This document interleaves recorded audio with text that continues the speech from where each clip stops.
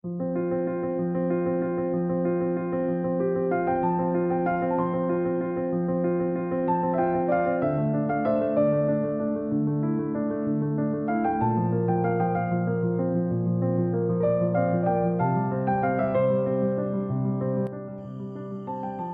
बच्चों, आज की कक्षा में आप सबको हार्दिक स्वागत।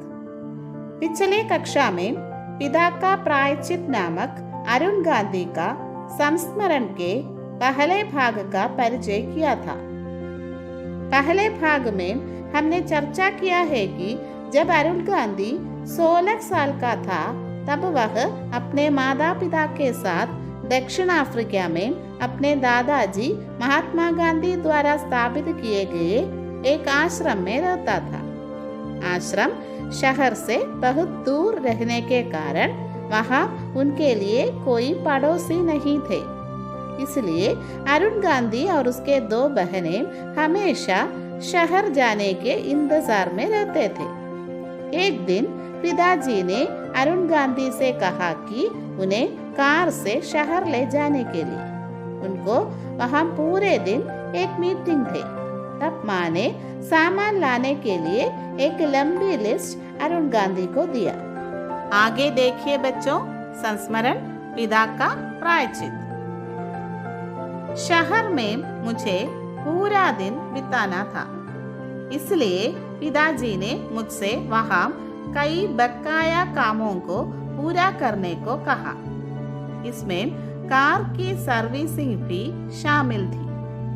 मैंने पिताजी को मीटिंग की जगह पर छोड़ा तो उन्होंने मुझे 5 बजे वहीं आ जाने को कहा। बताए गए कामों को फटाफट निपटाने के बाद मैं झट से सिनेमाघर में घुस गया। वहां जॉन बेन की एक दिलचस्प फिल्म देखते देखते मुझे समय का बिल्कुल ध्यान नहीं रहा और जब ध्यान आया तब तक शाम के 5:30 बज चुके थे। मैं चटपट गैरेज पहुंचा। वहां से कार लेकर जब मैं पिताजी के पास पहुंचा तब तक शाम के 6 बज चुके थे। पिताजी बेसब्री से मेरा इंतजार कर रहे थे। उन्होंने उत्सुकता पूर्वक पूछा, तुम लेट क्यों हुए? उन्हें यह बताते हुए मुझे बहुत शर्म आई कि मैं जॉन बेन की एक पश्चिमी फिल्म देख रहा था, इसलिए मैंने कह दिया कि कार तैयार नहीं थी, इसलिए मुझे वहां देर हो गई। मुझे इस बात का कोई अंदाजा नहीं था कि पिताजी पहले ही गैरेज को फोन कर चुके थे और असलियत से वाकिफ थे। वे मेरे झूठ को जान चुके थे, पर बोले, जिस तरह से मैंने तुम्हें बड़ा किया है उसमें मुझसे कोई भारी चूक हुई है। मैंने तुम्हें सच बोलने का आत्मविश्वास नहीं दिया है। तो बच्चों, इस भाग पर कुछ नए शब्द है, देखिए। सबसे पहला है निपटाना, टू कंप्लीट। दिलचस्प, इंटरेस्टिंग। चटपट, क्विकली। बेसब्री, ईगरली। असलियत, रियलिटी। वाकिफ, अवेयर। ज्यादातर, टू मच। पिछले कक्षा में हमने बताया था कि शहर जाने के पहले माँ ने एक लंबी लिस्ट अरुण गांधी को दिया था, क्योंकि शहर से सामान खरीदने के लिए। उसके बाद पिताजी ने कार सर्विसिंग के साथ साथ कई बकाये कामों को भी अरुण गांधी को सौंपाया गया था। अरुण गांधी सबसे पहले पिताजी को मीटिंग के जगह पर छोड़ा। उसके बाद पिताजी ने जो कुछ भी काम उनको दिया वह सब फटाफट निपटाने के बाद वह सिनेमा घर में घुस गया।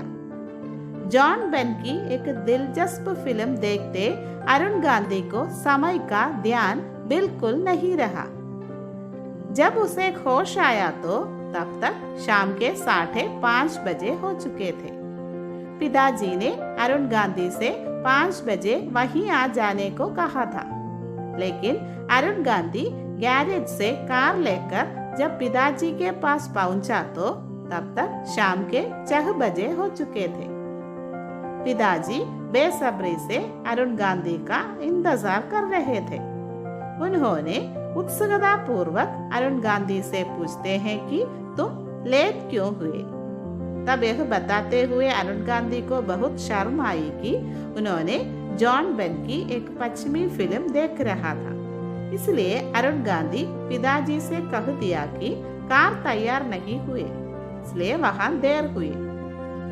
लेकिन पिताजी ने गैरेज को पहले ही फोन किया था। यह तो अरुण गांधी को पता नहीं था। अरुण गांधी को इस बात का कोई अंदाजा नहीं था कि पिताजी पहले ही गैरेज को फोन कर चुके थे और असलियत से वाकिफ थे। पिताजी अरुण गांधी के झूठ को जान चुके थे और अरुण गांधी से कहते हैं कि जिस तरह से मैंने तुम्हें बड़ा किया है उसमें मुझसे कोई भारी चूक हुई है। मैंने तुम्हें सच बोलने का आत्मविश्वास नहीं दिया है। So students, in the last class we discussed that Arun Gandhi's father was in his car to go to a meeting in the city and mother gave a long list of things to buy from the city. This time, as Arun Gandhi has to stay in the city for a whole day, his father left many things to Arun Gandhi to do. Along with that, there was also car servicing. His father told Arun Gandhi to reach at 5 o'clock at the meeting place. He had done all the work given to him by his father quickly and went for a cinema. Arun Gandhi was watching an interesting movie of John Ben and did not know that it was late. By the time he got to the garage and took the car to his father, it was 6 o'clock when his impatient father asked Arun Gandhi why he was late. He said that the car was not ready on time and due to that reason he was late because he was ashamed to say the actual reason. Arun Gandhi did not know that his father had already called in the garage and inquired about the matter. Realizing that what Arun Gandhi said was a lie, his father said to him like this, I made a big mistake in raising you. I could not give the confidence to tell the truth. तो बच्चों, पिता का प्रायश्चित नामक संस्मरण का दूसरा भाग यहाँ खत्म हो चुका है। अगले भाग में हम फिर मिलेंगे। धन्यवाद।